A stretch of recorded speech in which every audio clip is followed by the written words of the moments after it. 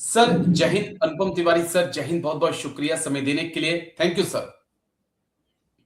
जय हिंद राजेश जी, आपका भी बहुत बहुत शुक्रिया और आपके तमाम दर्शकों को मेरा नमस्ते। शुक्रिया सर, आपने समय दिया, दिल से शुक्रिया इसके लिए। दरअसल एक बड़ा अहम इशू था और जो मैंने और आपने, हम दोनों ने फेस किया। अ, कम उम्र में हम लोग रिटायर हो जाते हैं। मैं तो 34 साल की उम्र में रिटायर्ड हो गया और आप भी लगभग उसी एज के आसपास रिटायर्ड हो गए। दूसरी नौकरी का जो सपना है वो एक बड़ी चुनौती होता है।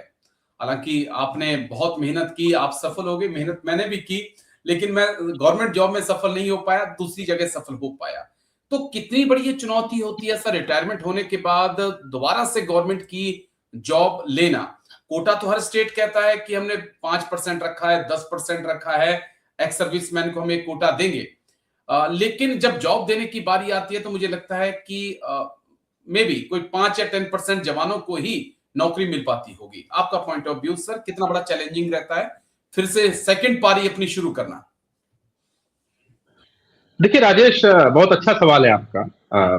सेकेंड पारी जिसको हम लोग कहते हैं, वो आपने सही कहा कि 35 से 40 की उम्र में सामान्य तरीके से हम लोग रिटायर होते हैं, जो उन्होंने 15 साल 17 साल या 20 साल नौकरी करी हुई है। बिल्कुल उस कंडीशन में जब हम उस एज पे आते हैं तब हमारे पास चुनौतियां बहुत होती हैं। शादीशुदा हो चुके होते हैं, जिम्मेदारियां बढ़ चुकी होती हैं, बच्चे पालने की एक कठिनाई रहती है और वो एक ऐसी एज होती है जब हमारे माँ बाप भी बूढ़े होने लगते हैं, तो हमको उनकी जिम्मेदारियां भी उठानी पड़ती हैं। तो अब उस पर्टिकुलर सिचुएशन में अब अगर आपको कहा जाए कि आप सेकंड नौकरी करिए और वो भी नौकरी का कोई सर्टेनिटी नहीं है, आप स्टेट में, गवर्नमेंट जॉब में या फिर प्राइवेट सेक्टर में कहीं भी जा सकते हैं, आपको तरह तरह की बातें जरूर बताई जाती है, लेकिन हकीकत तो यही है जैसा आपने कहा कि बहुत मुश्किल हो जाता है। आप रिजर्वेशन का सहारा लेकर के आप कंपटीशन में बैठते हो, लेकिन आप ये जरूर देखते हो कि बाहर भी स्थिति इस तरह की है कि आपका कंपटीशन वहां पर भी जबरदस्त है। बाहर बेरोजगारी की जो कंडीशन है, आपको उन सिविल के बच्चों के साथ जो कि आपसे एज में छोटे हैं और लगातार पढ़ाई कर रहे हैं, उनसे कंपीट करना पड़ता है। तो उस कंडीशन में आपको रिजर्वेशन के सहारे भले ही कुछ एक पुल मिल जाता है, लेकिन उसके बावजूद भी बहुत मुश्किलात आती हैं। आपको अपना स्किल सेट देखना पड़ता है। अब सबसे बड़ी दिक्कत तो यही आती है कि सेना के अंदर और सेना के बाहर एक तरह का स्किल नहीं चाहिए होता है। सेना में जो जो सिपाही वेपनरीज में बेहतर कर रहा है, जो स्ट्रेटजीज बनाने में बैठा हुआ है, जो उस तरह की एक पर्टिकुलर स्किल्स के साथ 20 साल, 15 साल, 17 साल नौकरी कर चुका है, उसको बाहर उन स्किल्स की कोई रिक्वायरमेंट नहीं दिखाई देती है। मैं बहुत अच्छे हथियार चला लेता हूं, लेकिन बाहर मुझसे हथियार कौन चलवाएगा, मुझे कौन लेगा। मैं बहुत अच्छे रडार सही कर लेता हूं, लेकिन बाहर तो रडार है ही नहीं, मैं उसको क्या सही करूंगा। तो ये एक जो सिक्योर करने में टेक्नोलॉजिकल इश्यू एक बहुत बड़ा फैक्टर होता है कि आपकी स्किल को बाहर कोई पूछने वाला नहीं है। आपको अपने उस प्रोफेशन से बिल्कुल हट के काम बाहर करना पड़ता है, जैसे मैं कर रहा हूं, जैसे आप कर रहे हैं। मैं एक टेक्नीशियन होकर के आज बैंक में जॉब कर रहा हूं, आप एक आर्मी के रिटायर्ड होकर के आज आप जर्नलिज्म में हो। तो ये सब चीजें मैटर करती है। इसमें आपको अपनी स्किल से समझौता करना पड़ता है। पहली बात तो आपको पेमेंट से समझौता करना पड़ता है, क्योंकि जिस समय आप रिटायर हो रहे होते हैं आपको अच्छी खासी तनख्वाह रहती है। आप जब नई जगह जाते हो, चाहे गवर्नमेंट जॉब हो चाहे प्राइवेट जॉब हो, आपको वो तनख्वाह नहीं मिलती है। कुछ एक सेक्टर को छोड़ करके जहां पर पे प्रोटेक्शन है, वहां पर आपको पेमेंट आपको बढ़िया मिल जाती है। अब तीसरी सबसे बड़ा इशू ये होता है कि आप एडजस्ट नहीं कर पाते हो बाहर की सोसाइटी में। सिविलियन लाइफस्टाइल और डिफेंस का लाइफस्टाइल एकदम अलग है। आप बहुत सारी चीजें हैं, बहुत सारे ऑफिस में हैं, आप खुद जाके देखोगे कि वहां जिस तरह काम हो रहा है, एक सोल्जर वहां पे काम करने में बहुत गुरेज करेगा, उसको बहुत मुश्किल आती है।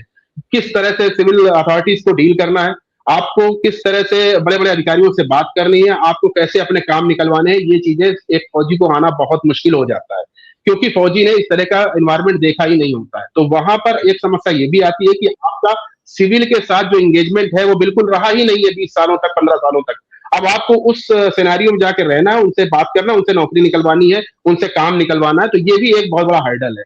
तो नौकरी के लिए अप्लाई करने से लेकर के जॉब करने तक एक सैनिक के लिए हर समय ये प्रॉब्लम आती है इस तरह की, और उसमें हमें नहीं भूलना चाहिए कि उस समय उसके ऊपर जिम्मेदारियों का बोझ भी होता है।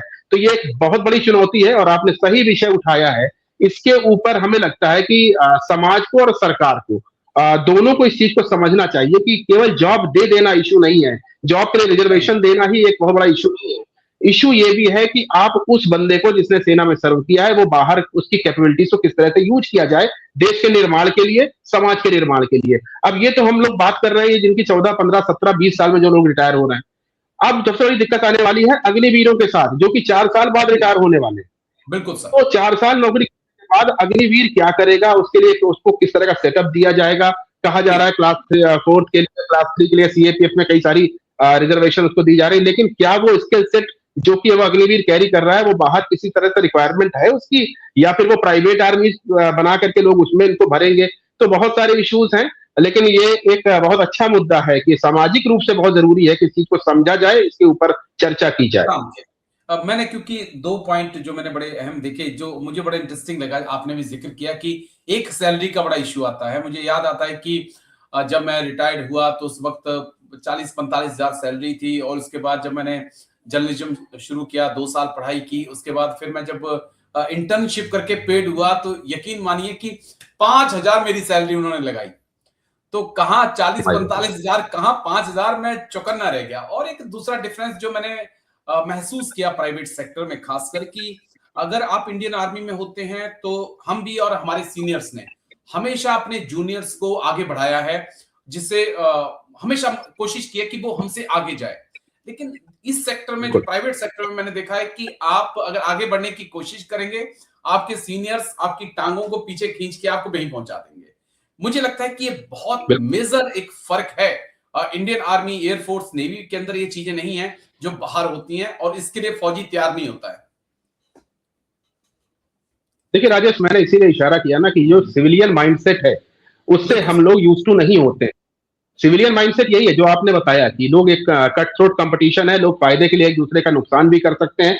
फौज में ऐसा नहीं होता। फौज में हर चीज एक टीम भावना के साथ होती है, सबकी एक यूनिट है, सबकी एक ब्रिगेड है, और सबको उसी तरह से काम करना होता है। कोई किसी के टांगे नहीं खींच रहा होता है। अब सिविल में यही सच्चाई है कि सबसे बड़ा प्रश्न ये है कि जो आप जिसको आप अपना हितैषी समझेंगे, बाद में वही आपकी सबसे ज्यादा गड्ढे खोदेगा आपके लिए।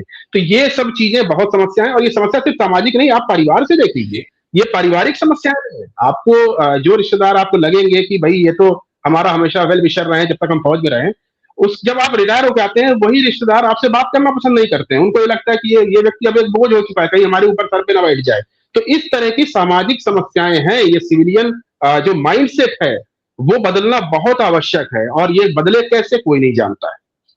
इसमें बस एक पॉइंट मैं थोड़ा सा ऐड कर दूं, उसमें भी एक बड़ा इंटरेस्टिंग है रिश्तेदारों में, कि अगर आपने पेंशन, सबसे पहले तो रिश्तेदारों की नजर होती है कि ये जो पेंशन का पैसा ला रहा है इसमें तो कुछ हिस्सा हमें मिल जाए तो हम अपना काम चला लें, और अगर आपने वो पैसा थोड़ा सा नहीं दिया तो आप बहुत बुरे हो जाते हैं। चलिए, मैं आगे बढ़ना चाहूंगा।